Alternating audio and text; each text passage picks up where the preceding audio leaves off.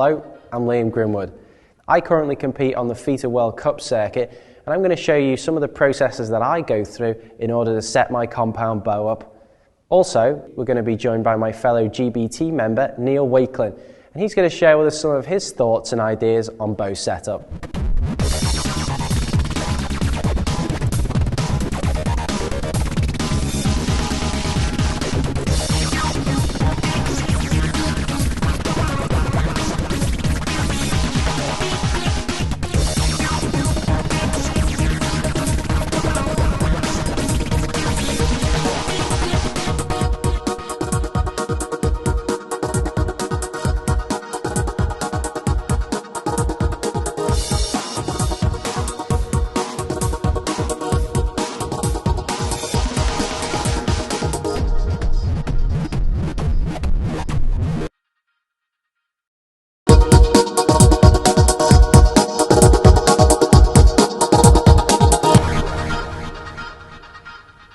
Choosing and ordering the right bow for you.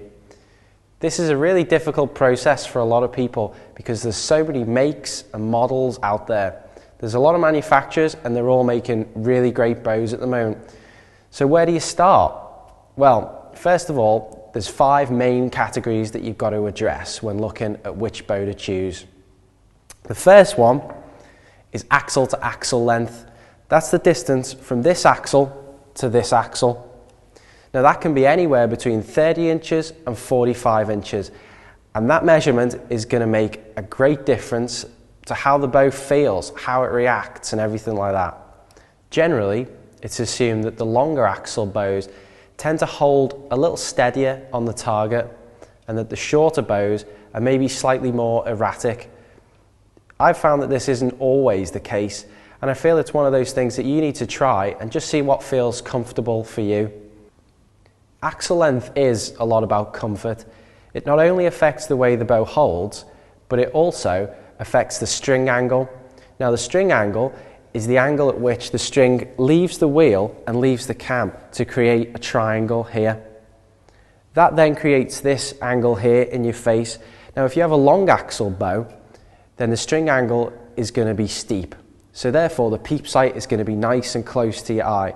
If you have a short angle bow, then the peep angle is going to be shallow, and therefore the peep is going to be a distance away from your face, which can make it more difficult to aim with. The next factor to consider when selecting a bow is brace height. Now that's the distance from the string to the throat of the grip.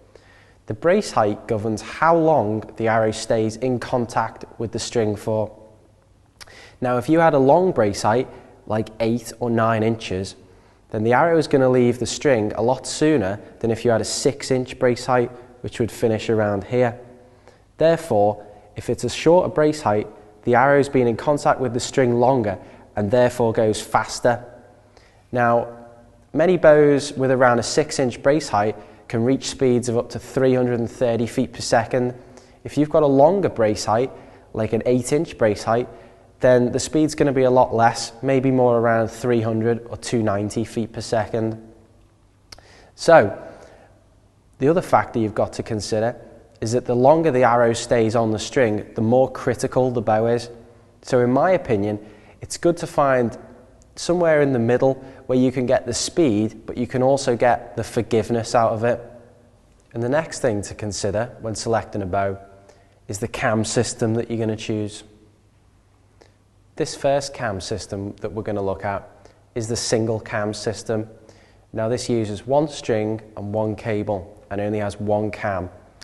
At the top of the bow is an idler wheel. Now that's not used for any let-off purposes, that's simply to act as a slave to the bottom cam. Single cam systems are generally thought of to be a lot easier to tune than any other type of cam system. They also give a really good solid level knock travel, which means that the arrow leaves the bow very straight and better than any other cam system I've ever used. The next cam system we're going to look at is a hybrid cam system. Now an example of this is the cam and a half system. Now this is a totally different system to the single cam that we looked at earlier. This works on basically very similar to the old 2 cam system. Now, it has advantages and disadvantages compared to the other one. For the same geometry bow, with the hybrid cam system, you can get a lot more speed, and a lot of people believe accuracy. However, if the cams come out of time, it can really drastically decrease the performance of the bow, which you obviously don't get with the single cam system. On the other hand, the hybrid cam system, such as this one, does have an adjustable draw length range of 2.5 inches, which means that if you're not entirely sure about your draw length, then you're able to change it whenever you want. Whereas with the other cam system, it is fixed. So in order to change the draw length, you would have to get a whole new cam for it. The next step we need to consider is the geometry of the riser. Now, a riser such as this one is what's known as reflex, as the riser actually comes back towards the string as it goes down. Now, a deflex riser actually moves out away from the string, such as this bow here, which is a deflex bow. Now, you'll notice on this one here that where the riser starts at the top, it actually bends away from the string as it comes down. Now, on a bow like this, such as a deflex one, you've generally got a larger brace height, which is the distance from there to there, than you would on a normal reflex bow. Now, this generally creates more forgiveness. However, it does sacrifice speed. So, it's a compromise.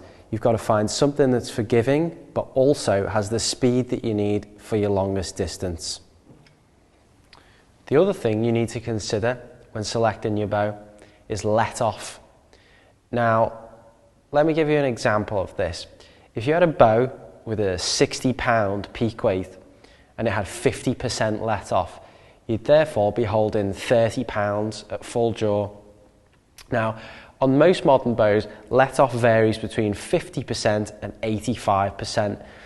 Now, in my opinion, I wouldn't recommend going over 75%, as in that sort of situation, as described before, holding anything less than 15 pounds just wouldn't be enough, as your bow would be moving all over the place in wind and also when you're nervous.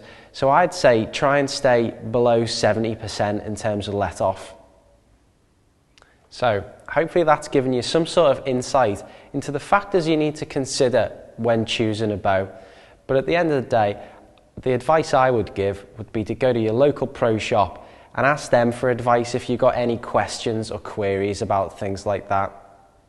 Now would be a good time to introduce to you my fellow British team member, Neil Wakelin, and he's going to explain some of the choices he made when selecting his bow. Thank you, Liam. This is my bow, which is a 41-inch axle bow.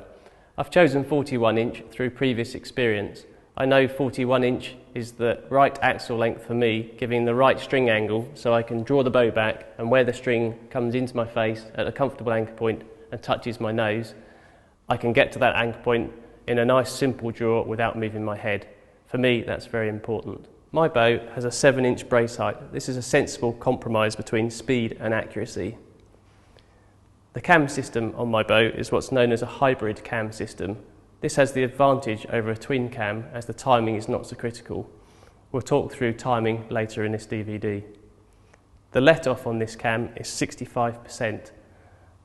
Again, I agree with Liam, that's a sensible choice, leaving me a reasonable holding weight on my release aid. That's the main criteria I look for in a bow: the axle length, the brace height, the cam type, and the let off. Now I'll pass you back to Liam, who will talk through his bow choice. The bow which I choose for competition is this one. Now, it's got a 38-inch axle to axle, which gives me a really comfortable string angle on my face. It means that I can get my anchor point really comfortable with the peep still being nice and close to my eye so I can see. It's also got an average 7-inch brace height, which means that it's got the speed as it's doing around 310 feet per second IBO, but at the same time, the brace height's big enough where it's still relatively forgiving.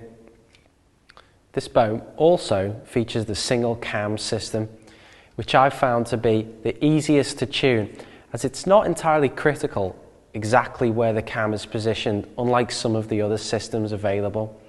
Also, this cam system gives me the best knock travel. What I mean by this is that when the bow is actually fired, the knock actually travels straighter out of the bow than any of the other systems available. It also features a 65% let-off, which falls well within my range that I stated earlier. This means I've got enough holding weight that I'm not going to be blown around too much when the weather's bad, but it also means that it's not so heavy that after a full day's shooting I'm really tired. And that's why I choose this bow, and that's why I take this one to the FITA World Cups with me.